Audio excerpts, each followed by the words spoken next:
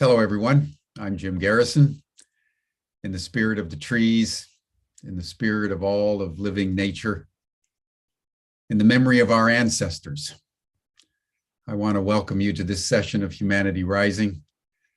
Today is the third session of 5 in a program on reckoning with the wounds of race. We began on Monday, which was April 4th, which was the anniversary of the assassination of Martin Luther King Jr. on April 4th, 1968. Yesterday, we listened to youth speak to the current issues that they're encountering as they experience racism here in the United States. And today, we want to move into the realm of soul with 3 Black women who will speak to us from their perspective about how humanity needs to reckon with the wounds of race. Before we jump into our program, let us just pause as we always do and just take a minute and just center yourself in your body. If you can, close your eyes and attune yourself with your heart.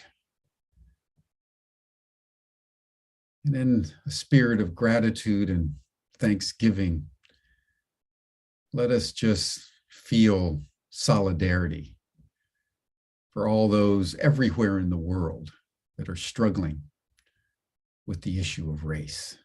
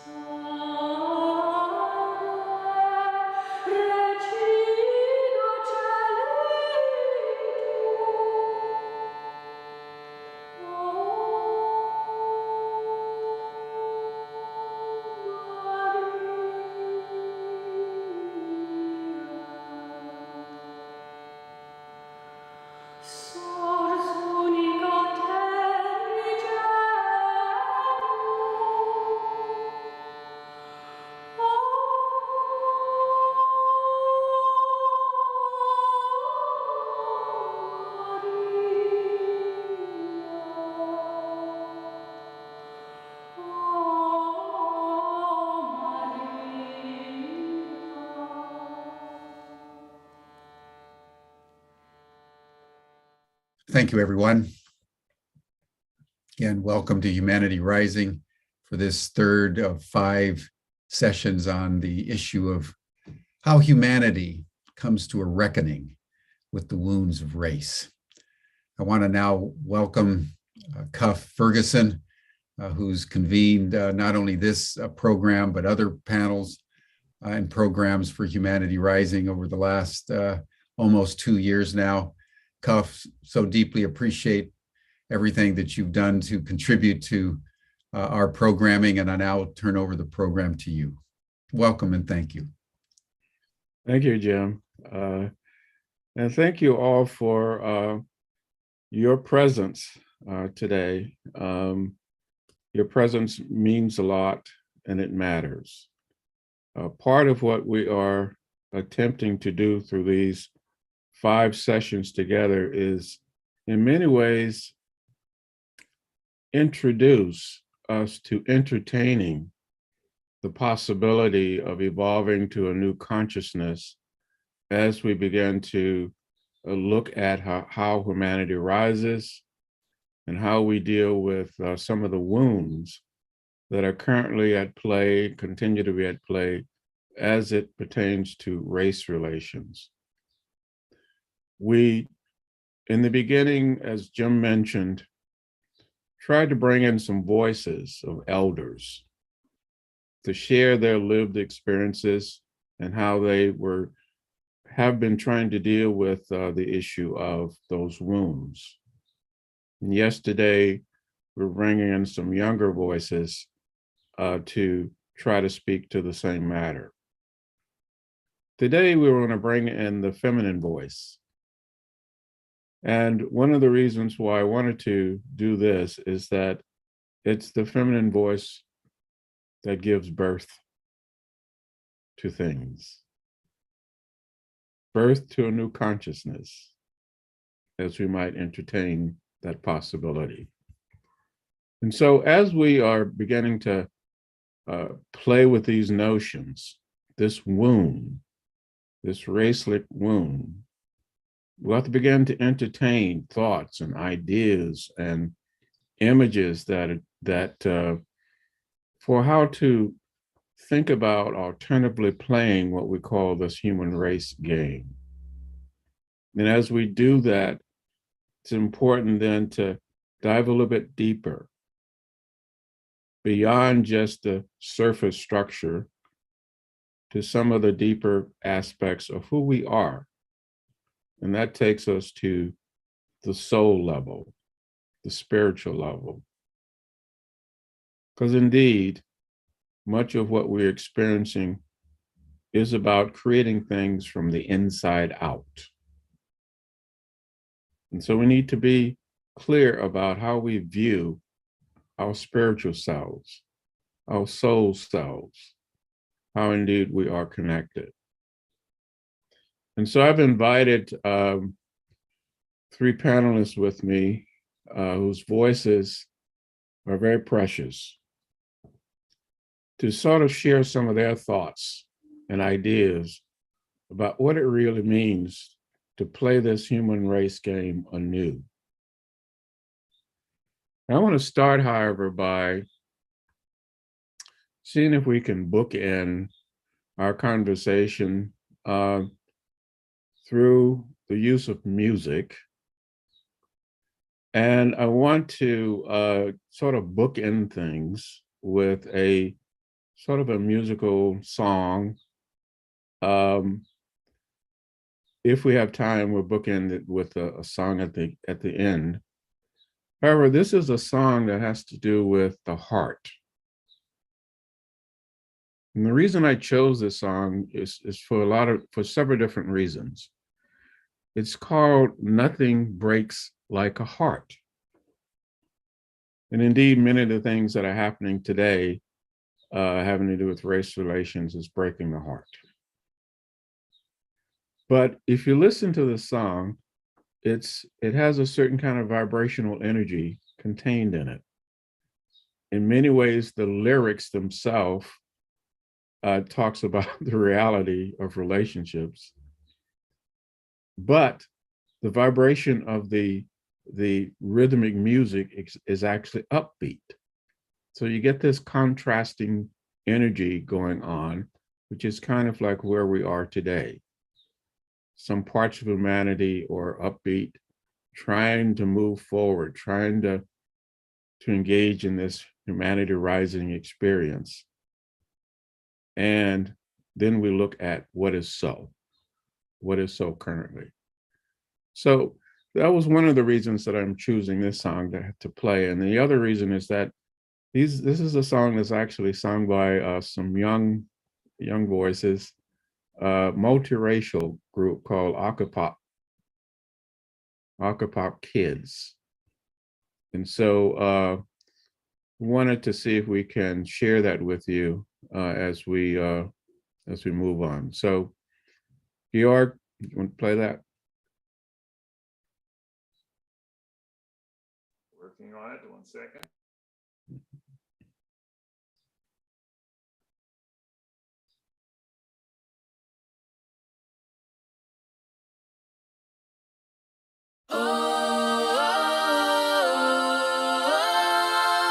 Nothing breaks like a heart. This world can hurt you, it cuts you deep and leaves a scar. Things fall apart, but nothing breaks like a heart. Nothing breaks like a heart. on the phone last night. We live and die by pretty lies, you know it. We both know it. Silver, golden, no regrets. This burning house, there's nothing left, it's hopeless. Yeah, we both know it. We've got all night to fall in love, but just like now we fall apart. We're broken, we're broken. Oh, and nothing gonna save us now.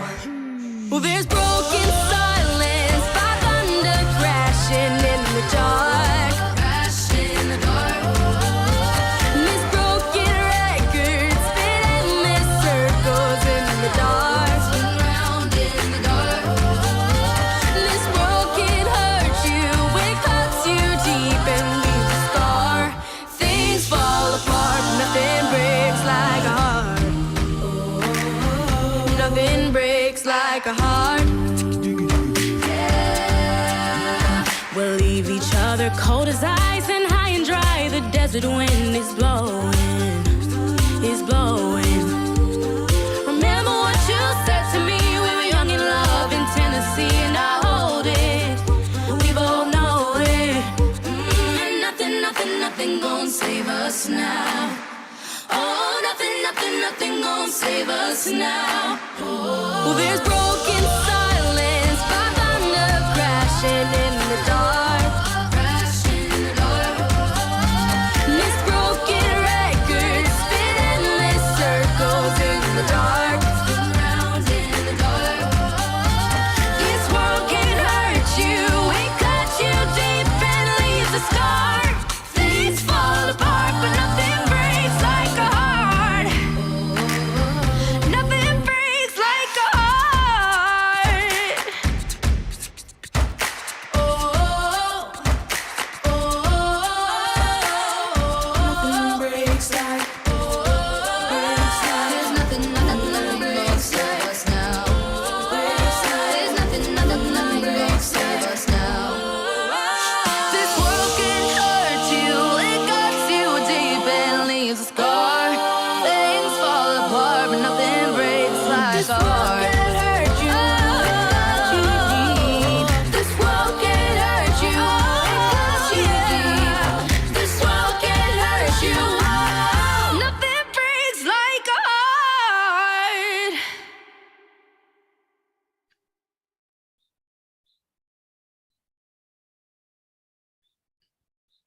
Yes, nothing breaks like a heart. And so it is that we're in an experience right now where we're trying to heal the wounds of the heart and the mind. And in order to do that, we need to get in touch with who we are as souls. And so I want to introduce our panelists who will share some thoughts with you. So I'm going to ask you all the panelists to open up your cameras so we can see you and like we can introduce you. Okay, we have three women who are, as I say, they are very precious voices, very much needed voices here on the globe and on the planet. And I just wanted to introduce them as a way to try to say something about who they are. I won't get into lots of details, but they can add whatever they want to a little bit later. So we have with us Dr. Joyce Hope Scott.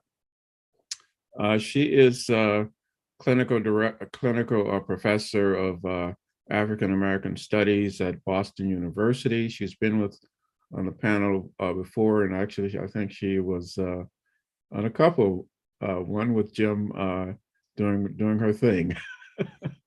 So, and we did a panel on undoing racism.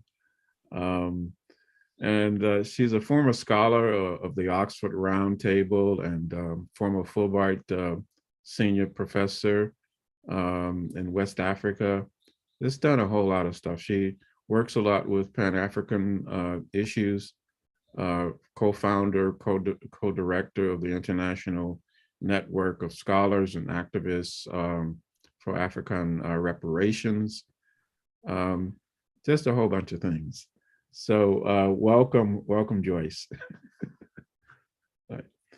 And the second person I want to introduce to you two is Yvette Modestin, beautiful soul. She's a writer, poet, activist from Colon, Panama. She's appeared in a number of different places. In many ways, I think of Yvette, when I think of you, I say, if I want to go someplace and see someone presenting voices that matters in the community, I see Yvette there. And she's also been involved with lots of Pan-African issues. She's a commissioner, in fact, of the National African Reparations Commission, co-founder of several organizations, and the accolades continue. So thanks so much for being here, Yvette. And then the third person that I want to introduce is Lee Ferguson Washington. And Lee Washington is Director of Learning and Leadership in Guilford County School in Greensboro, North Carolina. And she also is, interesting enough, is a founding pastor of this e-church called Total Kingdom Vision. Now, Lee Ferguson also has been a principal and is credited with turning around a number of elementary schools in North Carolina, South Carolina, and in Alabama, taking schools that were considered to be at the bottom of the heap, so to speak, and literally turning them around to the point where they were really at the top of the heap. So she's been doing some monumental work. Now, in full disclosure, I have to say that Lee Washington is actually my niece. She's the mother of the son that was on the panel, one of the youth panels that was here yesterday. So welcome all. So what I wanted to do is just to give each of you an opportunity to just say some opening remarks, and then we'll see if we can engage in some discussions. And at some point I may offer some ideas myself and thoughts about what it really means to think about ourselves anew and to play this human race game anew from a soul perspective or a spiritual perspective. So I want to invite actually Dr. Scott to offer your voice first to us and to share whatever opening remarks you have. Thank you. It's so wonderful always to be here in Humanity Rising. And I first of all have to say Onjuba to my ancestors who are responsible for me being among the 9 generations of my family in this country that we can trace back.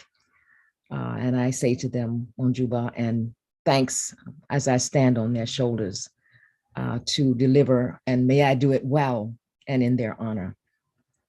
I specifically want to mention that because today I just found out that 2 cabins, I guess, little chalets, I don't even know what you call them, were finally taken down. These 2 places belong to 2 of my grand aunts who managed to have a whole bunch of land, and I never knew how they acquired it.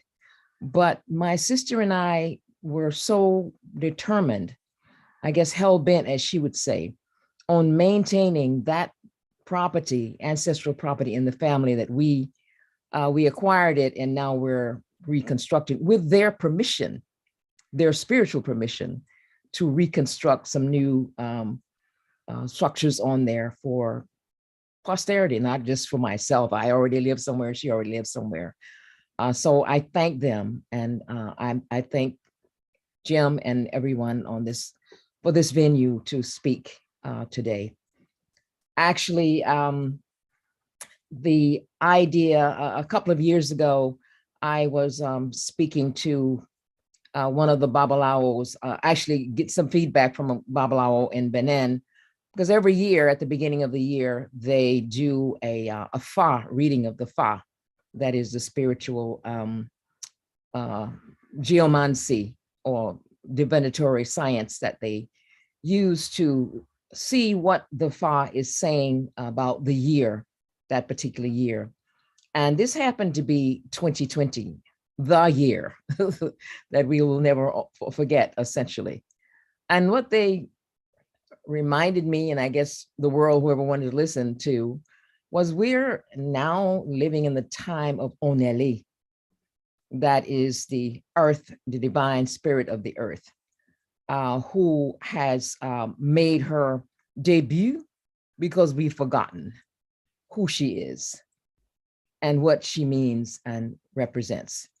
That earth spirit is called by so many names by so many people. There isn't, I don't think, a group of people on this earth who in their ancient mythology, that is, I realize that there have been other kinds of religious, and I don't mean the same thing when I say religion and spirituality, I mean two different things. I do anyway.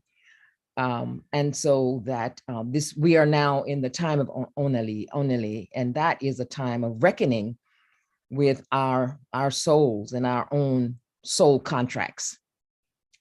And the idea that you said it beautifully in one of your opening messages that you sent to us, that we are spirits having a physical experience. And we have to remember that, because we are so attached to the machinations of the body and the material, either respectfully or disrespectfully, that we forget that we are souls and that we do have a contract. We came here to do something, though that gets lost in the shuffle, the very real shuffle of the day-to-day life. I don't know how far you want me to go. I'll just maybe stop there. I'm a professor, as you said, and I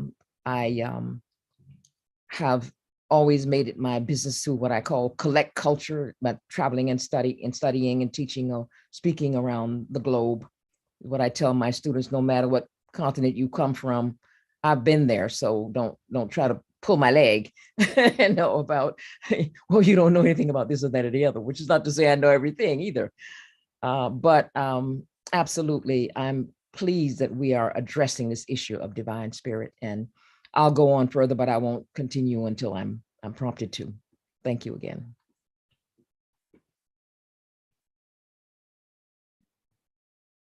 Thank you so much. And actually, at some point, I want to come back to this notion of soul contracts, right? Because that's something we have really forgotten, that we actually do have some soul contracts with one another. And it's cross-racial. Oh, of course. Well, I didn't talk about race yet, because I know we'll get to that.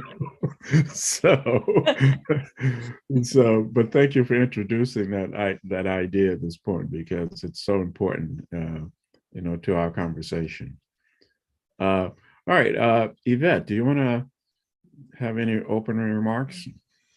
Alafia, good morning, buenos dias. I have to share before I say anything, is that I am sitting here giving thanks to those whose shoulders I stand on, and sitting here with two people that I feel deeply safe with. My soul and my heart feel deeply safe with Kaf and my mama Joyce. So in saying that, warning, Yvette might cry, because when I move from that place, which is more often than not, it allows me to tap into some of my deeper self. This conversation is so dear to me and so present for me currently. This past year, with the transition of my father, it took me to a deeper place of what I come from, who I am, how do I hold on to that? My father, although in Panama and me in Boston,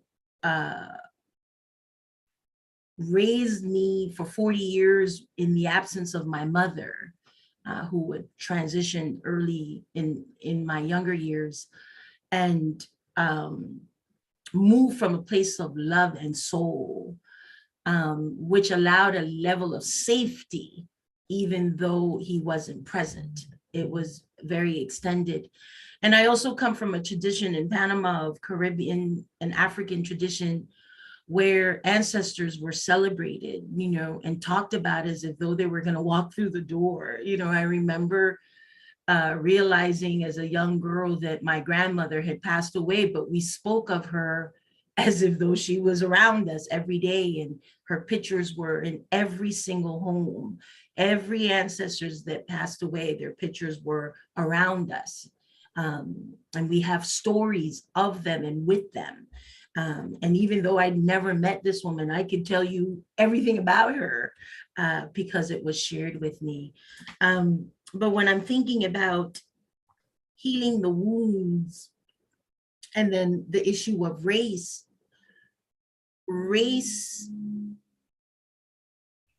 taught me pain, but race taught me love. I wrote one of my first poems for 2021 was, pain was my teacher in 2022 and love was his assistant. And that is deeply rooted in sort of my movement. But also 2022, I had asked that my art, I'm a poet and a writer, that my art show up and be present. It's where I want to spend my time. But I haven't painted in a long time. Undergraduate, I was a communication arts minor. Yet for 2022, I am now 15 new art pieces, paintings that are showing up exactly between 3 and 4 and 5 in the morning. And it's whatever I'm not answering for myself, my paintings are answering for me. Whatever I may not be able to put down on paper in writing, my paintings have answered for me. I am deeply grateful for the guidance of my Mama Joyce. And every time I get to sit in space with her, I realize why my connection to her is so profound to me. Because you just spoke, Mama, about the earth. And this past weekend, I did 3 paintings and I called it The Nature Calls. And it's, the spirit piece is so, it's what keeps me grounded. But it's also a struggle. My Baba Tony, very early on in my journey as an Ifa practitioner, would share conflict as the order of the day. So I'm in constant conflict with moving from heart and soul in a society that intellectualizes everything, and not being able to separate it, which then in moving completely in body and soul and heart, you're on the receiving end of a lot of pain and a lot of struggle. So my spiritual practice is where I get to recover. And my connection to my ancestors, my parents, my aunts and uncles who absolutely loved me. I come from love. I don't need to reach for it too far, because it's very much a part of who I am. And at times I forget, and at times I go off the road, but my spirit brings me back and reminds me who I am, what I come from, And the contract, the soul contract that has been given to me that defined the purpose that I've been on for the last 30 years as an advocate, as an artist, and as a poet. It was not my plan. They handed it to me and I took it. I hope I am doing right by them. Thank you so much for those opening words. One of the things I'm actually struck with one of the things you said is that you're not alone, for example, in what actually has come to be called the 4 o'clock club. A lot of folks wake up in 4 a.m. in the morning now, and that's when they are actually really connected to the soul, the spirit, and lots of creative energy comes through at that point, because it's in that little in-between stage that this kind of stuff comes through. So I'm not surprised that you're getting all of the paintings coming through, Yeah. and it's speaking to you and so forth. So thank you all. Thank you so much for sharing that. Thank you. So Lee, do you want to have any opening comments? Good morning. I was listening to you guys, and all I could hear in my spirit was Uhuru Sasa, which means freedom now. And I think that's sort of what I feel as we are beginning this conversation. I want y'all to know I got in trouble with my uncle because I am in the midst of transforming. And I was sharing with him that what's going on with me, my mother passed in September. So I completely understand the space that you're in, Yvette. And my mother was one who walked with the ancestors daily. She would always tell me, Lee, all you have to do is step. Don't worry, the road will rise to meet you. And as I am evolving again, y'all, I'm a theater major, so if I come across very dramatic, I am. But I'm having this duality of existence as I am being transformed, and I am at the same time saying, no, I like how I've become.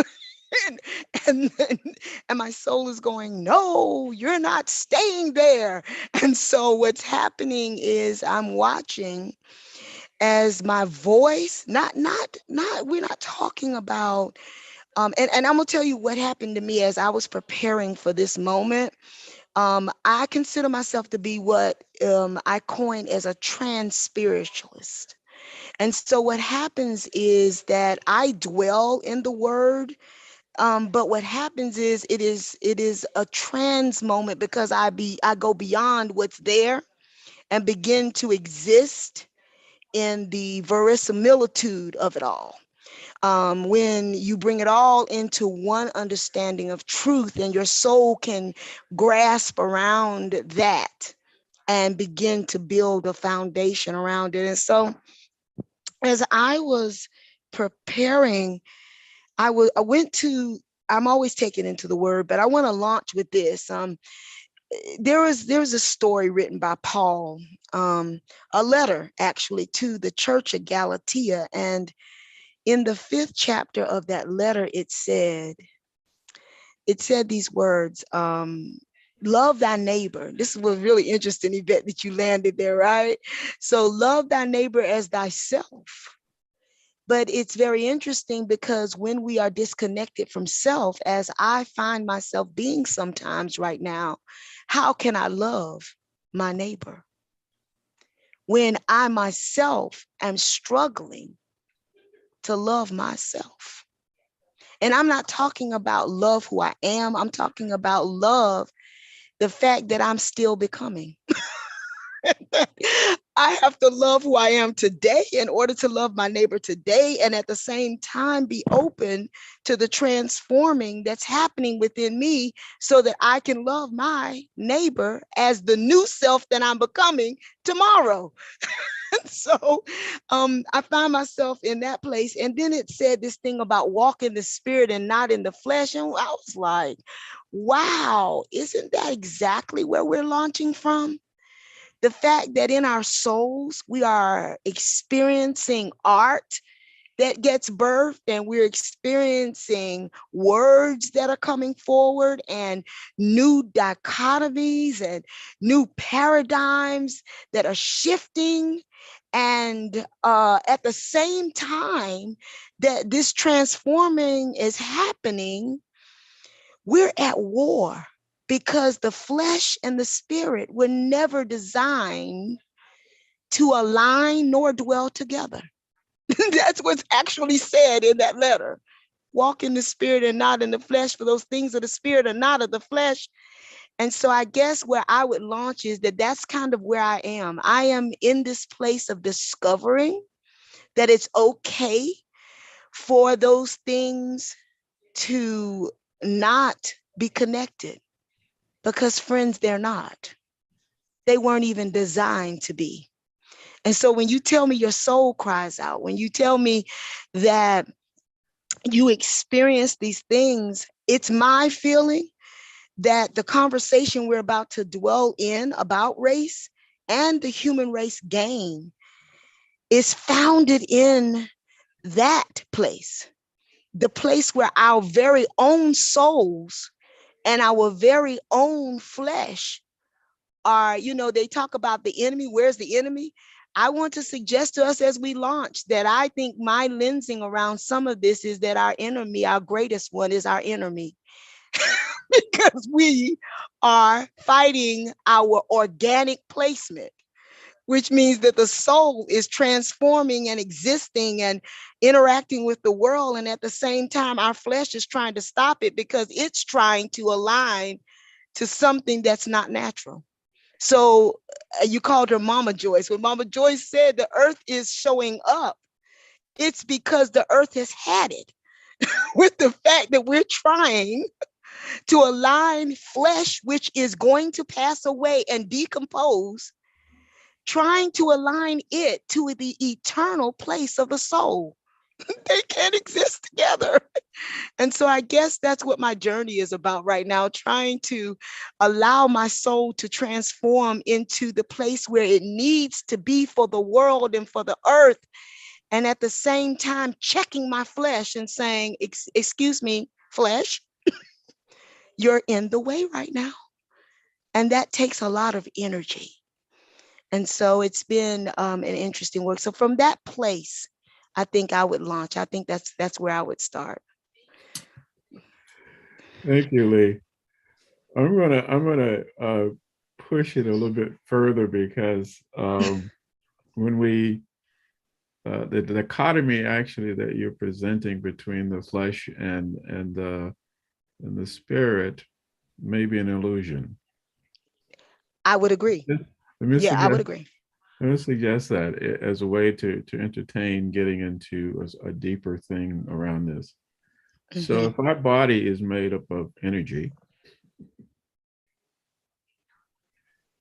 and what we call a material world, and it's part of material world, it's made of energy too. It's the same energy, but in different forms.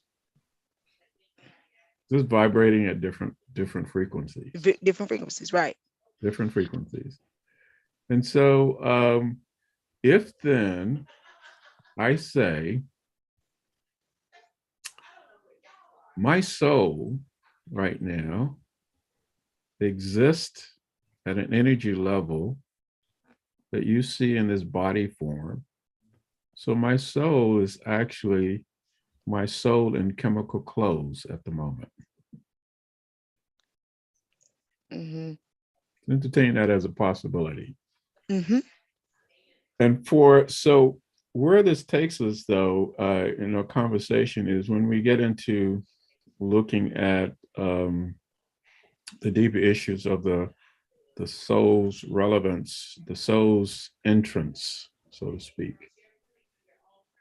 Let me back up a second and suggest that perhaps one of the things that's at play with Earth and with ourselves as human beings right now, the human species, is the question before us of how do we bring the soul into physical reality? Experience. How do we bring that forward? And so that indeed may be the challenge of the evolution of consciousness. How do we do that? And we're not there yet. If we were there, there'd be no need then to evolve. So we're engaged in that kind of process. Now, let me see if we can tie this in a little bit, and I'll invite your thoughts about this. So now, if we say something along those lines, and now we say that here we are as human beings in these racial bodies, and we're now trying to say there's a wound that's there, and it's getting in the way of the manifestation of a consciousness that says we can actually see and experience one another in an entirely new way.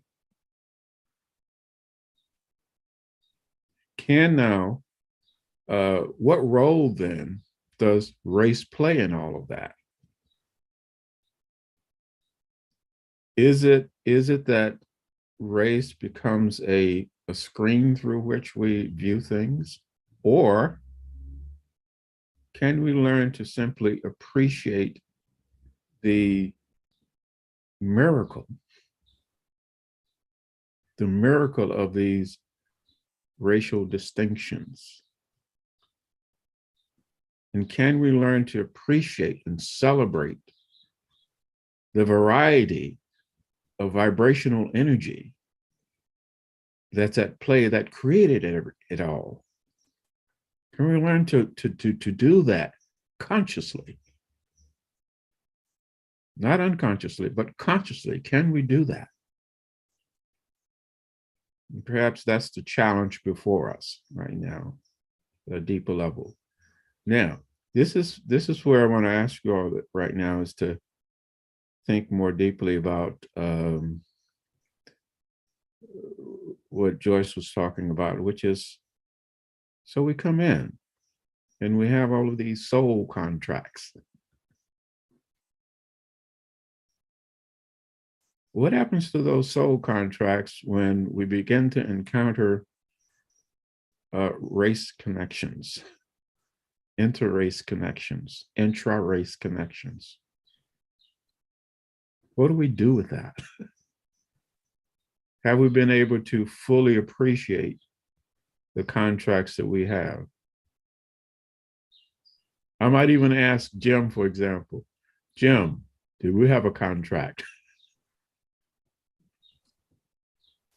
So that when you created Humanity Rising, you and I would meet. We had a soul contract. A soul contract. Right. That's right. And so we're now enacting our soul contract. Yeah. And what if now we entertain the idea that every person on the planet is a sole actor in somebody else's drama, and you are a sole actor in their drama? That's a different way of looking at who we are. Very different way of looking at who we are. We're not currently there. Right now, we're stuck in looking at ourselves not as souls, but as from this external point of view, without really entertaining the inner point of view. I want to get your reactions to that. I'm just putting it out there.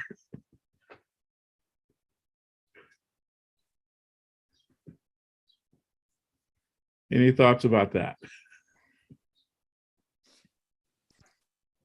Well, I guess, somebody's going to speak. Okay. I think it's important to, first of all, look at what it is that's been constructed when we talk about race. I think that's crucial because we're talking about it, we're articulating it as though it's something real, that, we're giving it life and we're giving it energy because it was created. And now because we're obliged to be performers in it, my sister, we're giving it life. Okay. But I just want to say this little myth. It's a myth of origin. In the beginning, Nana Baluku, the creatress, had a thought. And that thought became manifested as Ashe. Ashe then creates her children, her twins, the twin creators, as the Dogon have, the twin divine mother, divine father, and other cultures in other parts of the world have. And from those primary mothers create more Ashe and the entire universe that's made. The Yoruba have a beautiful way of looking at it. So many other cultures have their own way of looking at it as well, essentially. But the Ashe that Nana Boluku created, or whatever that divine force is you want to call it by whatever name, is what we are. Okay, you cannot without violating divine and cosmic principles, sub-create it into something else, which is what people did in trying to create what we call race. Well, I'm going to decide that this manifestation of Ashe, is going to be considered inferior to this manifestation of it. And because this one, we're going to give it a name called white, and we're going to give this one a name called black or whatever.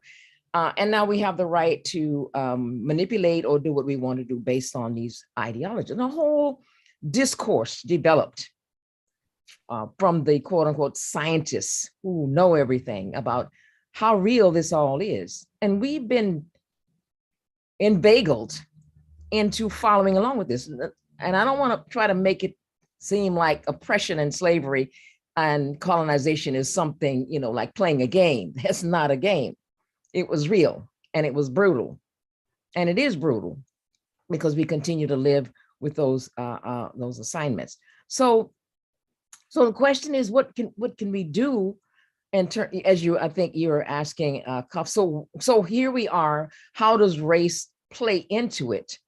I think it's important to understand, first of all, the mask that it is. It is a mask. All right. And masks in the African tradition hide and embody metaphysical principles. We are a metaphysical principle behind those masks called race. Okay. And we have to remember that it's Reverend Henry Highland Garnet said back in the late 19th century, when he appealed to the enslaved people of the world, listen, you don't have any exemption from God or the angels just because you're enslaved. You are obliged to serve, to do your mission, to carry out your mission. He didn't say those exact words, by any means necessary. Okay. So yes, as I said earlier, we do have a soul content. Yes, okay, we come here in these different forms, but look, we chose to come here in those forms. Keep that in mind. Well, that was a choice, at least in this way of believing. It's young people like to say things, when they get angry with us as parents, well, I didn't ask to be here. You could have, nobody told you to bring me here. God, tell them you're lying, because you did ask to come here. And your mother and father made a deal with you. Yeah, okay, out there. All right. So, and you agreed to the divine ancestors and your divinities, your protectors and your guardian angels, whatever. So your old Orisha, your Loa, your Ovodum, whoever that came with you, you said, I want to come and do this kind of thing. In full knowledge of what you were coming into. I mean, that's a way to look at it. All right. Because those of us who have been assigned the terminology Black certainly come through a line of ancestry that has gone through a great deal of pain and suffering. Yet we choose to continue to come through that line to give them honor and respect and dignity. So I say the soul contract supersedes everything.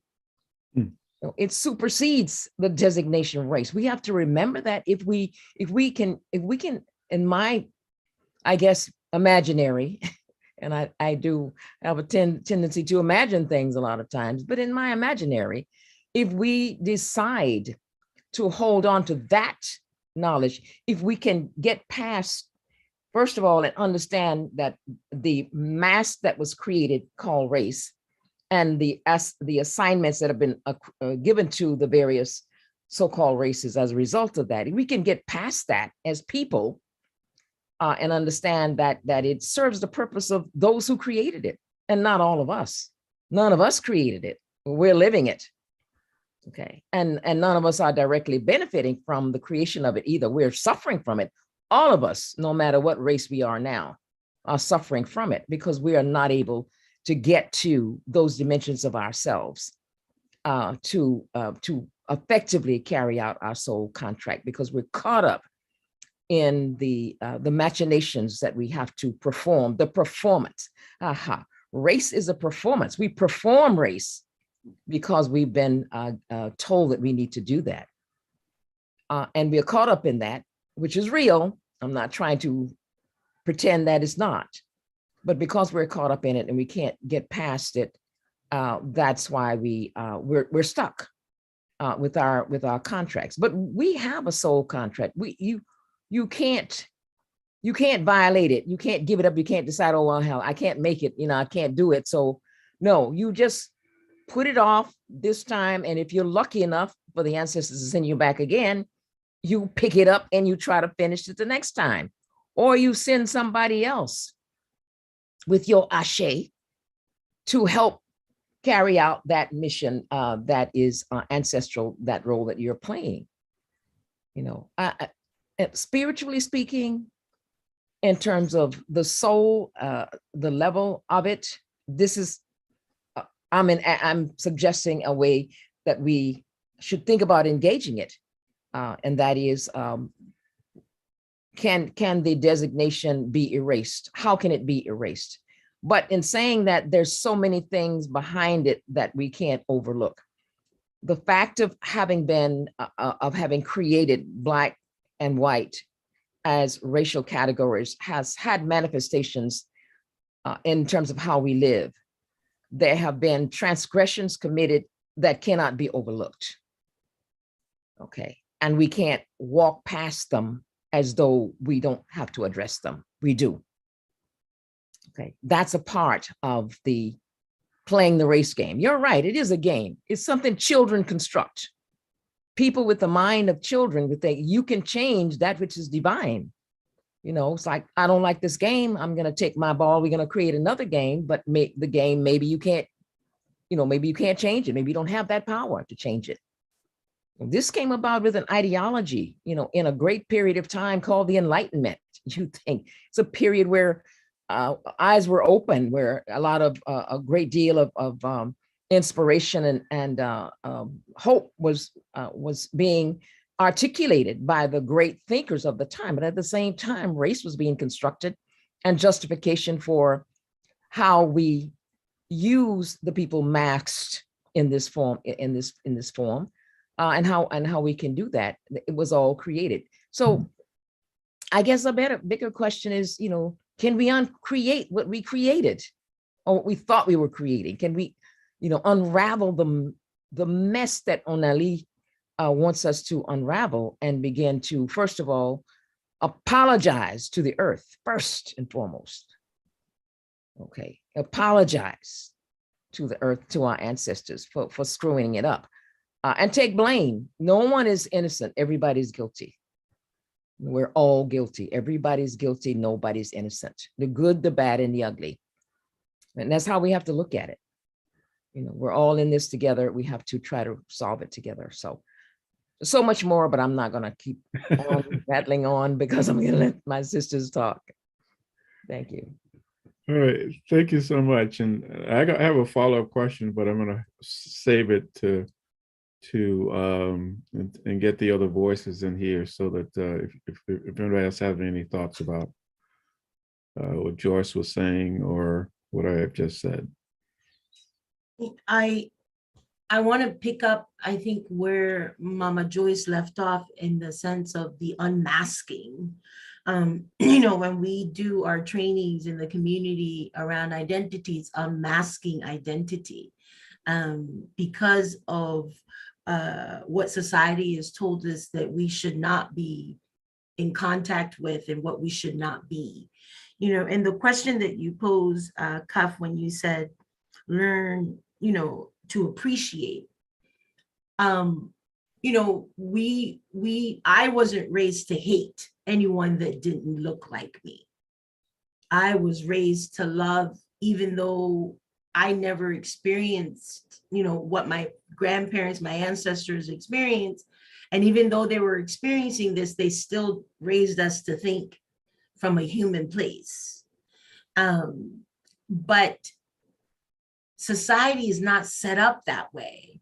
And I say this as someone who has traveled the world and has been in so many different places with all these different spaces that we were enslaved and dragged on that ship and dropped off. And the common theme is our humanity is not seen. So it becomes a struggle on the realness of it. The soul contract is to see and accept and love and give. But on the day-to-day, it becomes a struggle because you want that to be truth. But humanity has set it up that everything that I am as a Black African immigrant, Panamanian, Pan-African woman is not seen in its full light. So we're constantly having to that double consciousness of, this is who I'm, that's why, one of the first questions that we pose in all my trainings around the unmasking identity is, how do you identify yourself? And how do you think others identify you? Because I had to learn early on when I came to this country that although I thought I was raised with this and that and intelligent and that and graceful and beauty and how you manage yourself and whatever, society tells us to minimize that, to dim that. When I sit with Mama Joyce is when I get to be like, you know what? Yeah, I come from that. I come from it. But everything tells me, and when I sit with Kaf, my Baba Kaf, it's like, no, this is who we are, and there's no fear in that. But that is not a common thing. It's not an everyday thing. So you're constantly having to, I always say, I leave my house and I go into my organizing office and I go switch. This is the organizer for this. When I come and I sit here this morning is switch. This is Lepolata Adukia Pukisi here. Like literally, and Toni Morrison talked about, she always shares, all her names. And I think, every morning before my altar, I say, Yvette Marie Modestin Durant, Lepolata Adukia Apokisi, Empress Modestai, because all those names have been given to me, and all those names show up with a different energy, a different vibration, a different light. But the common theme is that I'm unmasking or challenging what humanity has said about those who shoulders I stand on, those who have guided me, those who shape me. I'm an extension of that. I'm an extension of those I stand on, but I'm also an extension of Baba Cuff and Mama Joyce, because when I walk in the streets of Boston or I go anywhere to speak, I'm already in my head thinking, I am not going to embarrass anybody. I do my best. Sometimes the machete comes out sooner than the honey, but I recover, but I take it very seriously of how I manifest my soul contract to those who shoulders I stand on and who have guided me and taught me another way of moving. But I do think race is so much deeper. Society has set it up to just block so much. You know, I learned that my visual is a threat. Before I even say anything is a threat. And that has become a learning process, because then you have to be like, oh, okay, I already see it, I feel it. How am I going to navigate that to move past it from a spiritual place, from an elevated place? And that's a constant for me, because I that's who I am. I want to love. I want to see. I don't want to fall for what society is told as white is good and black is bad. I want to meet people at their soul place. I want to meet people at their human place. But what I have learned more than anything in Babylon, the US of A, is that blackness can change that narrative and that outcome and that next step in a way that can yank the rug from under you, or allow you to move with the lightness and the grace that you would want to. Thank you for those words. What I'm reminded of is something that I may have said in another session, which has to do with a common experience and a learning that has to do with growing up Black, particularly in the United States. And that particular lesson, which is not necessarily a positive lesson, but it's the lesson of, I am not the projection of others. And you have to learn that constantly. I am not the projection of others. And once one has that kind of understanding, then it positions you to say, I know who I come to understand who I am, and I'm going to express that in whatever context I happen to find myself. And I will choose. And sometimes I have to operate with what Du Bois once called, the double consciousness. I think when we're with family, we have a certain kind of consciousness. When we walk outside of family, we have a whole nother thing. Lee, you wanted to add something? Yeah, just something really quick. It was interesting because as I'm listening to everyone weigh in, I know I presented, I love the chat. The chat is helping me, just to ground us in this conversation. And I think I read someone say, well, it's so Christian for you to say that things are so separate. And yet, as I listen to us talk, I hear Joy say, the masking and then the person under the mask. Well, those are two separate things that are at war. I hear Yvette talk about the social teaching to a construct that is in total disarray and disconnect to who we are, which again, and so then I take all of that into the paradigm that you mentioned, where you said, and what if it's all an illusion, right? So I'm listening to us talk and I'm wondering, because I'm listening to this thing about soul contracts, and I'm saying to myself, is self, and what's bubbling up is the fact that, is it that a part of our soul contracts is to present against this thing called race, and to eventually help the world to understand the illusion that we have allowed to get in the way of us fulfilling our contracts. That's sort of what bubbles up with me right now. As I'm listening, I'm going, well, but you see, and I want to share this. I speak from someone who has to show up in this form of energy and met Yvette. I'm from the deep South. I have lived and worked in the deep South. I have lived in Alabama, Montgomery. And when I was there, I was met souls who were sharing with me the experience and wounds that came from the fact that in 2008, their families were still sharecroppers and did not understand Uhuru Sasa freedom. They in 2008 were still being presented to the world as slaves. I'm speaking from a place where in 2022, I'm in conversations that are deciding outcomes for all kinds of things that is still built on a contract, on a construct, not a contract, a construct of this energy called race. And yet, as I hear everyone weigh in, I'm left with,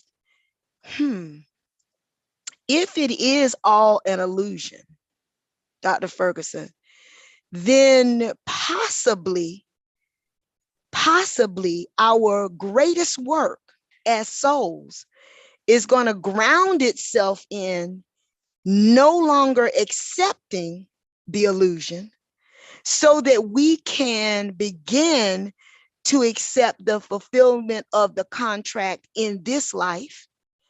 And as Joyce said, so that we do not have to stand in the midst of what would be considered the justice halls of humanity and decide that I need another chance. I need another chance because I didn't fulfill it because I fell for the trick.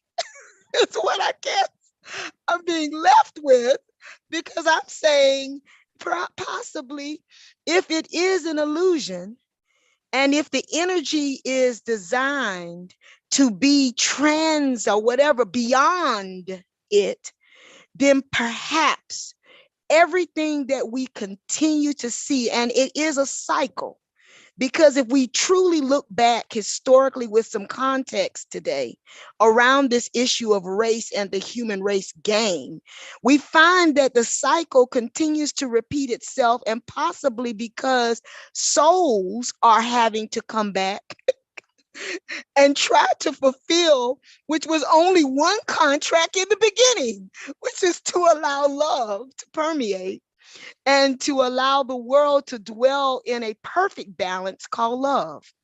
So I guess I would say that I'm left in that place. I'm going to have to sort of decompress with that, but I think that I would suggest to us today that if it is an illusion, and if that is the paradigm, then we are setting ourselves up for continued work. Or in other words, I'll say it like this.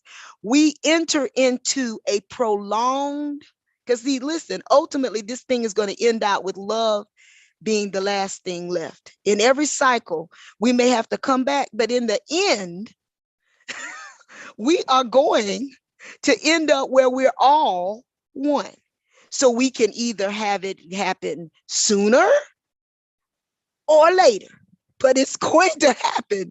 And I think we find that we end up cycling ourselves around again and entering into conversations because it's easier for us in our soul place to accept a fight we already know, rather than, and I guess this is going to another question, but rather than to accept that there might be something new, it's easier for the soul to for us to go, oh yeah, I know that fight. Oh yeah, let's talk about race.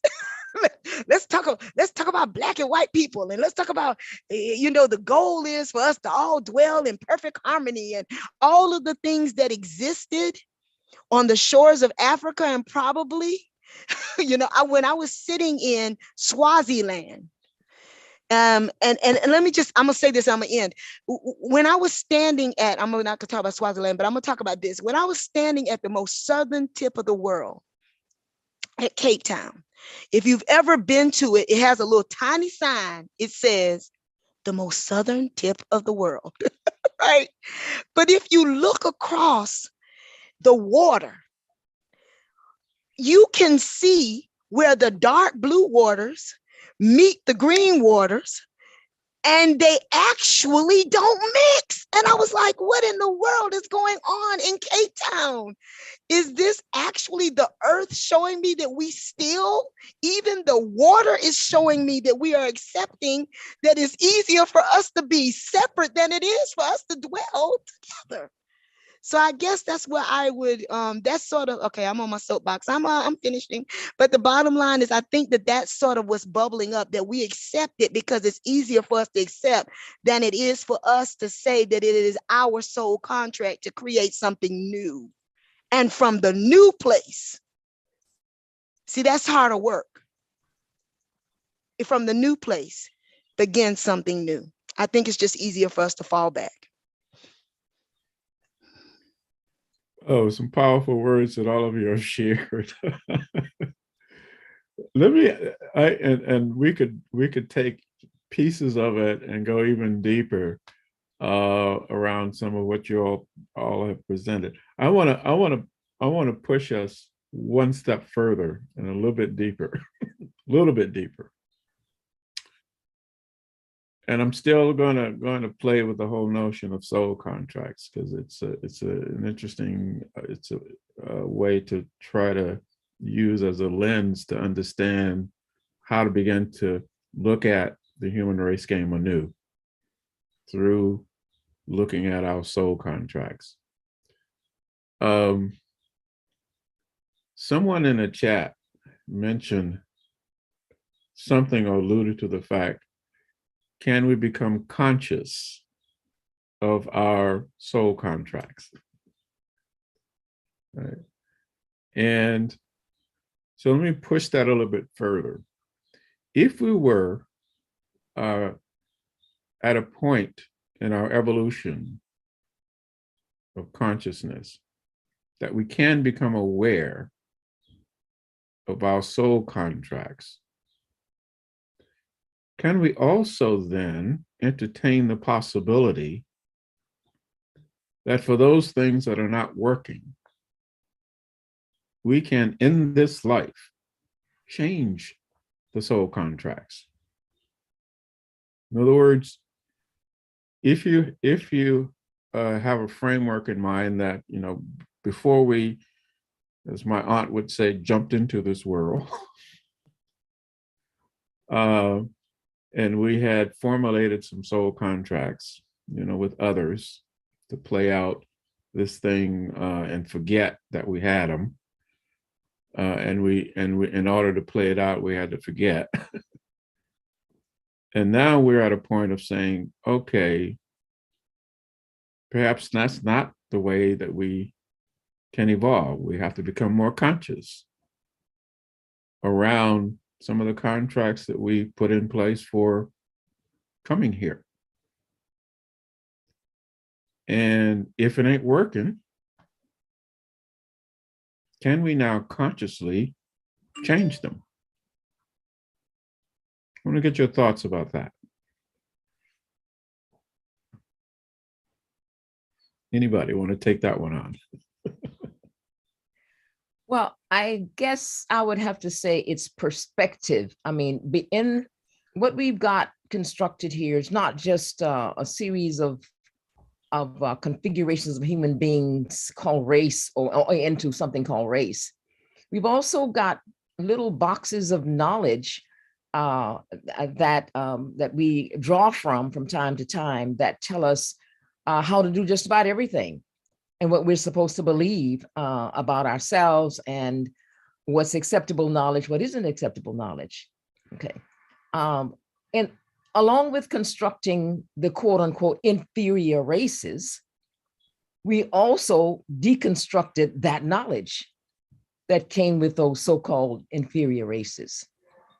Okay. Or we deconstructed, or we put aside all the knowledge that ancestors from, back for centuries depended on to survive magically, until we came along with our modernity and our scientific way of looking at things. So there are certainly notions about how we can know what we should be doing. Like it's not a secret. Like, you know, the creator didn't send you here, your ancestors or your divinities didn't send you here to stumble around. There are ways to know what it is you're supposed to do. One of the examples that I can point to is let's say I guess the naming ceremony. I'll just use the naming ceremony among the Yoruba and the Fon people of Benin, for example, that I know a little something about. The child, when the mother has a boy, she and the child are in seclusion for 9 days. No salt, and during that time period for the mother or the child. And then after 9 days, they come out to present it to the community.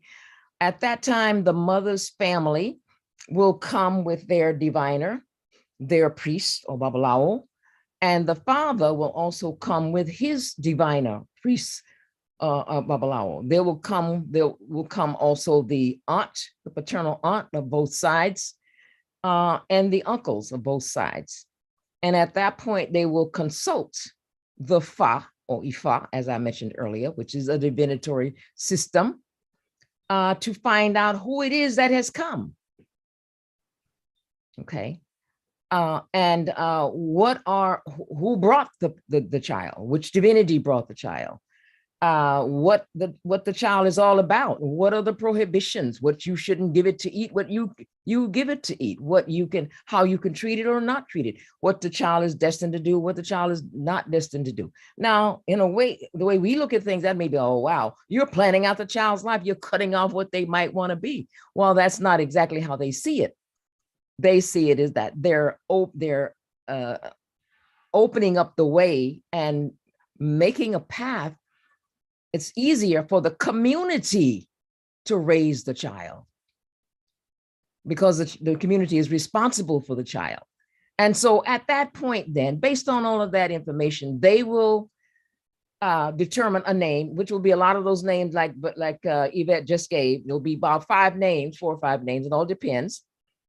And then they will tell the child first, this is your name in your ear. That's your name. And that way of thinking, there's no way you can take that away, even though people were brought over here and their family names and certainly their names were taken away from them and so on and so forth. The spiritual energy and the force that was seen in that consultative moment when the boy child, or 7 days if it's a girl child, was presented to the community remains. And they would claim, people that I try to learn from in these places, the ancients and the wise people, they would claim that is the reason that you are who you are today, and that you have the power to come back and search for your roots. That's the reason you're doing what you do today. That's why you're here in this off the map village where you are sitting here talking to me, trying to learn something. The reason is that your ancestors did not, it came down in the DNA, just like your blood came down in the DNA. That's a way of thinking about it. That is a way that is in complete contradistinction to the scientific way of thinking that we become used to. Another example that I can give is I was in a village called Fatick in Senegal, which is a healing, where they have the healing a healing village where people we're working with Harvard and Western medicine as well, talking to some of the healers, and one of the Wolof healers has said, you know, the reason you people don't heal anybody over there is because you only deal with 3 dimensions of man. You see, you don't even go up to the 5th dimension. I'm sitting here floored, of course. What are you talking about? You know, if you can only deal with 3 dimensions of man, you can't heal anybody. You see, we can, okay, because we know there are 5 or 8 dimensions of man, and we know when you're able to move into another dimension, you can have contact with the spiritual world in a way that you can't when you just are stuck in the 3rd and the 3 layers. So what I'm saying is that we need to give it a break of discriminating against all other knowledges, and pay attention, which is becoming more and more popular these days, to what is called indigenous knowledge. Indigenous knowledge of the people of the world who have indigenous knowledges that allow them to be here, you know, in the case of Africa, 50,000 years before they decided to go out and populate the rest of the world. I don't think we can overlook that. Why is it that people decided to go out? Maybe looking for their soul contract, trying to complete a soul contract or whatever. There's so much that we don't know, and we need to encourage, as a teacher, somebody who teaches like you too, my sister, and Yvette, and Cuff, of course, naturally, the primary professor here, and Ubiquity itself, and the whole idea of humanity rising. How do we teach the children to investigate further than we have clipped their wings to investigate? And we have to let them go. We have to let them soar with our protection and our facilitation of their life. But we have to let them go. We don't know everything. One of my favorite clips from one of my favorite sayings is this. I think it's from Haifetz. If I make a mistake, somebody will, of course, correct me. Maybe Khalil Cabral. Your children are not your children. They are the manifestation of life longing for itself. They come through you, but they're not of you. You are simply the bow on which the master, that the master bends and that sends the arrow forward. You don't know where it's going. And those diviners in Africa would say, you don't know what the mission of your child is. Only the divinities, and they know what it is. You facilitate that by knowing what not to give. So when the kid tells you, I don't like okra, mama, you don't force it down their throat, because they've got more sense than you've got. They know they're not supposed to have it. You force it on them, you mess up their energy, okay? And there you go, with the problems already starting. Okay, so you like to hit the kid. That's an easy way to resolve the problem, you know, but you're not supposed to do that. But it's so hard not to do that because it's easy, all right? So there's so much more. What I'm saying is, it's, for me, it's an exciting point in my life of a continued discovery. You know, not that I'm a kid, I'm certainly one of the elders, but it's so invigorating to know, wow, every day there's so much more that I need to learn and understand so that I can be a better professor for the people that I work with, or colleague, as the case might be. Race and racism, and I'm gonna end on this note, this example. I had an aunt who used to be a nanny for a little boy, a little white child family. He loved her so much. She loved him. I mean, he thought the sun rose and set on her. She must have taken care of him from the time he was maybe a baby till 5 or 6 years old or something. And then his grandfather came to see him, I guess. Maybe off the story a little bit with the truth. The grandfather came to see him, and he's just telling everybody how much he loved Lily, how he loved her more than anybody in the world, and he just, you know, just couldn't live without her, et cetera, as little children will do. And then the grandfather said to him, you can't love her. She's an N-word. You know, she's black. You're white. You can't love her. You're not supposed to love her. Okay. And this little boy became completely undone. And he kept telling her, but you have to be white, Lily. You have to be white. You can't be black. You have to be white. I love you. I love you so much. You've got to be white. You've got to be white. You can't be black. I heard that as a kid. And when I think about it now, I realize the damage that racism has done.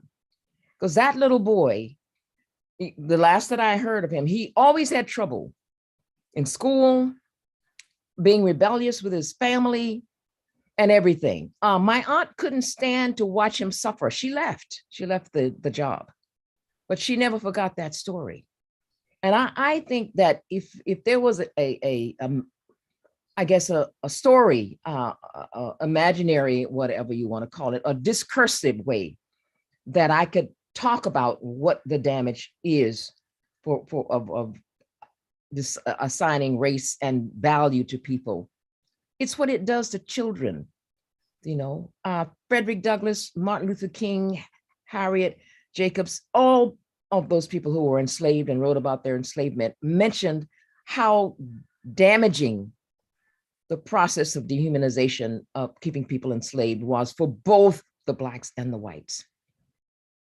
You know, and when you think about the damage that we've done to children, the damage that dragging children away from their parents in chains, you know, the damage that caused somebody to sing out, nobody knows the trouble I've seen, or sometimes I feel like a motherless child. You know, this is an adult singing that. Okay. And so these are things that I believe in the young people. I believe they can fix with time. You know, if we atone or fix what it is we have to fix. You know, there are transgressions that we have made in this life, in this world, in this race game that have to be fixed. We can't walk past them. You know, no matter how much we want to walk past them, we cannot. We have to fix that while the children move on and try to hold on to, because they know already before we mess them up, you know, that they are talking, they are with their angels already, whatever term you want to call them. When we tell them, stop talking to yourself, you know, they're not talking to themselves, but we who've lost our bearing say that to them, and we defile their pathway. We have to stop doing that. All right, and clean up what we've made. I say we. I'm a descendant of people who were enslaved. I say we. Still, we need to clean up what we've messed up when we violated the very epistemological framework of African descended people or other peoples of the world, native and indigenous people. We need to fix that, because it's not going to go away. It won't go away with focusing on our, you know, just our souls and not the materiality, because that's a part of what Oneli wants us to fix too. I'm getting mindful of our time here. I'm I finished. actually only have about 2 minutes left. Don't let a professor talk. They don't know. I hear you. I get into the same thing. Can't So, shut up. but I do want to at least provide an opportunity for Yvette and Lee to say any kind of closing things. There are many, many questions that I really wanted to explore with you all. And we just don't have time enough to do that. One of the ones that I was particularly interested in asking, but again, there's not a lot of opportunity to do this. I was going to ask this question anyway, just to put it out there for the audience, so that they can entertain this possibility. And the question that I had actually posed to people before this was, if there was a role called President of the World, and you were delegated the authority to make any changes you wanted and had access to any resources to do so, what are some of the first changes you would make or things you would do? Now, I mean, I'm not asking you all to answer that question. I'm putting it out just for the audience to entertain, for them to answer it for themselves. But I did want to get some final comments from each of you, Lee and Yvette, so we can put some closure to our experience. Okay. I'm this is bubbling up. I say bubbling up because that's how it comes to me, folks. It's like it just bubbles up. So I want to say two things in closing. One of the things that really resonated with me about what Joyce was talking about is that, and I know that Dr. Ferguson and I've talked a lot about what I'm about to say. He mentioned that I've turned schools around all over the country. Well, the way that I turned them around was grounded in a lot of what you just set in course as a premise. When I went into schools where there were, and I want to give this because this is what I think is about the previous question about, can you make someone conscious of their contract? That's where I'm coming from. I want to start here. I want to say that when I was pregnant with my son, this is why I do it with schools. I was pregnant with my son. I was going to name him James. And at the 4:00 club meeting, Dr. Ferguson, I woke up and the universe said, name him. And y'all have met him. Some of y'all have met him already. So this is going to make sense to people here hear him speak. The universe said, name him Nicholas. I said, Nicholas? We have nobody in my family with the name Nicholas. That doesn't make sense to me. His father's name is James. His grandfather's name is James. And the universe said to me, very clear, but he is Nicholas. And so I woke up the next day. I went looking for, what does it mean? What does that word in that name mean? And the name Nicholas means victor of the people. And my son, as I watched him grow and become this young man who fought the Supreme Court of North Carolina without a law degree, but ended up getting gerrymandering thrown out in North Carolina, I realized this is the victor of the people. And as I watch him fight for the equality and fight for diversity, true, authentic diversity, there are many days he's on the phone with me crying, and I say, I understand that you need me to be your mother right now, to wrap my loving arms around you, but son, the universe said your name is Nicholas. You are the victor of the people. So cry for a moment, son, if you must, but get back to work. Because I understood that in order to birth what you're talking about, Joyce, it would mean that I would have to be the person who had to live my contract out in his purpose, right? Just like that, I go into schools where kids are, the last one, I'll just give the last one and then back off because we're over time. But in the last school I went to, when I took my job for Guilford County Schools, they told me I was going to be working at a school that was, you guys, that had already been turned around. This was going to be my ride to retirement. I get to Guilford County Schools and they say, Lee, we have an opportunity of a lifetime. There's a little old school whose composite score is 17. I said, 17 what? 17 who? They said it's 99% free and reduced lunch. They want to close it at the state. I said, oh no, I've done those kind of schools. I'm not, but my contract was that I had to go into this school. What I did with the kids was exactly what you're talking about. And this answers Dr. Ferguson's question. I went in and this is the first thing I did. The first thing I did was I scrapped all rules. They said, what do you mean at a school like this? I said, no rules. No rules. Mandates on your personality and soul. And so when they came and got in trouble, in fact, Dr. Ferguson has watched me do this with kids. I turned to them and I said, now, what are you in here for? They said, well, I'm in here because Miss So, no, ma'am, no, sir. You know, I want to know what you did. I did X, Y, Z. I said, so what were you supposed to be doing? What was I supposed to be doing? Yes, sir. What were you supposed to be doing? I need to know what you were supposed to be doing to change the world, sir. Because if you're not doing what you're supposed to do to change the world, then you're off mission. I need mission-driven children. Well, what happened in 4 years of that? The children each found out who they were supposed to be and what they were contracted to do.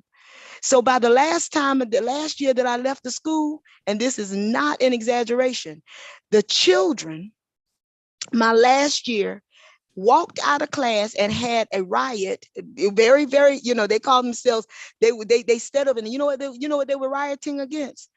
They said that we don't get enough time to read, so we're doing a sit-in the hallway. Now, some principals would have sent them all home, called all the parents. I walked the halls with them sitting on the halls like this. I am so proud to have been the one chosen to help you understand what it's about. Now go forth and understand that what you did for yourself today, you're called to do. So what happened? 4 years flat. They doubled the composite score of the school. I haven't taught a test yet. I didn't teach the test. I taught the children to remember their soul contracts. And they, in turn, did what they were supposed to do. So they doubled the composite. The parents went back to school, and I almost got in trouble because the Title I index dropped by 20% because I sent the parents back to school to get their degrees. Because in order for them to get where they needed to be, so did their parents. Their parents needed to know what they needed to do. But in no time did I focus on instruction because I was going to make sure we had good teachers. That's not what the problem was. It was found in the intangible place, the disconnect of these kids and their families to their soul contracts. I end saying that this work, no matter where you're positioned, you can do the work. And it's not popular work. I want you to know, because guess what happened? They wanted that school to close because they wanted to use the building for a district office. And I messed up the plan because now they had a high performing school. What were they supposed to do? Well, you know what? You know what happened? School opened again this year. And with a new principal in place, they went on. That's the work I think we have to do, not just in one place, but everywhere. Thank you, Lee. Inspiring words. Yvette, do you want to have any closing? Well, a few things. My nephew's name is Nicholas, and he is a victor because he was diagnosed with leukemia at 5 years old, and now he's 16 on the gifted track of science in New York City. So ashe and amen to that. And when I think of it's, I want to say thank you. I feel like I wasn't a participant as a speaker, but I was a participant as a receiver. Whenever I'm in a room with Cuff and Mama, Baba Cuff and Mama Joyce, it's like, why am I here again? Because I'm like writing everything down, take it away. So I say, spirit is happy. So, I'm taking that with me. But one of my favorite verses in Ifa, and because my mind is so full, I'm not remember the name of the verse, but it's one of my favorite verses around when the Orishas came down and they were constructing and building everything and things weren't going right. And they went back up and they were like, well, you sent us down, Olodumare, you told us we needed to do this. And they said, did you invite Oshun? And they said, no, we didn't, because, Oshun presented as a woman and they didn't think it was important. And Olumide said, you will not succeed. Things don't come to fruition without that energy, that ashe of a woman's touch. And I think to start from that place and then to create balance is important. So when I think of the healing, Black women who are on the receiving end of so many layers of the human race game that do not see us, from our ori, our crown, our hair. Just last week, the Crown Act was passed that allows women to go and move with their natural hair. The thought that someone was policing our crown, and we're in 2022. So to heal the soul, to heal the wound, is to see the humanity, the beauty of women of African descent, because we keep rising. We keep rising. And that is our soul contract, is to keep rising. Oh, I'm full. Thank you so much, all three of you, for sharing your thoughts and wisdom. I'm going to bring Jim back to help us put some closure to the experience. I was going to play a little video, but because of time, I don't think I'm going to do it. But the title of it was just Somebody to Love. And it was by these Akapop kids again, because love is indeed at the bottom of all of this. Thank you, Cuff, for bringing these three women together. My goodness gracious, you've been powerhouses. And Lee, I want to have you back on just to tell the story of how you took a dysfunctional, it was primary school, right? I've had a primary, I've had a middle, and I've had several different levels. It But I would works love on to every have you level. back on to tell just the story of how you could empower that many kids in a unified way that gets them doing a sit-in so they could read more. I mean, that may be, I think that's unheard of in the annals of education. So I just want to salute you. And I'd like to have you back to tell the story. And then also, Joyce, the way you brought in, the soul contract and the way you picked it up, Cuff, and Yvette, your comments, I think there's a whole session just on the nature of soul and soul contracts. And, what I was thinking as you were all talking, it's certainly we have soul contracts, but there's also hierarchies of souls and intelligences out there, both of the light and dark dimension. There's souls over whole peoples, so that the whole community has a soul. So how our soul, even before we're born, is crystallized and positioned in the larger matrix of the invisible realms, is a subject of deep importance and fertility. So I want to just flag that, Cuff, because I think there's another discussion, and I'd love to have the three of you back to go into much deeper exploration of this matter, because what is amalgamated while we're conscious in this life then goes back into the grand pleroma and influences the totality of things. At least as I view it, and I think many of the ancient masters. So I just got very, very excited about a session on soul. And Joyce, I love the way you started out, because that would be a powerful way to bring in that primordial feminine energy to inform any kind of a discussion that we would have on this topic, because you're entering sacred space. Absolutely. When you're entering soul and contract. And the fact, Lee, that you could animate it to a bunch of kids that probably never even knew how to spell soul before you started is a work of genius and compassion that I'd like to honor by having you back, if that would be of interest. So thank you, everyone. Cuff, geez, man, you're very good at what you do. And this is only day 3, everyone. We've got day 4 tomorrow on humanistic psychology, which is another way of exploring these very deep matters. You're all welcome to the after session chat group. You'll see the link in the chat box. You should have received it in the email you received from Matt Robertson if you want to join our after session chat. I thank everyone.